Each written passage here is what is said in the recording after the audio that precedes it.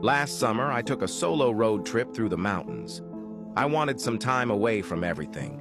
Just me, my thoughts, and the open road. I was driving late one night when my car started sputtering and eventually died. I managed to coast to the side of a desolate road, completely cut off from civilization. My phone had no signal, and it was pitch black outside. I remembered passing a small town about 10 miles back, so I decided to walk there and look for help. After what felt like hours of walking, I finally saw a faint glow of lights ahead. As I got closer, I realized it wasn't a town, but a single house. It was an old, run-down farmhouse, but at that point, I didn't care. I just needed a phone. I knocked on the door, and after a moment, a middle-aged woman answered. She looked startled to see me, but eventually invited me in.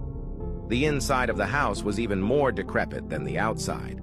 The wallpaper was peeling, and the furniture looked like it hadn't been touched in decades.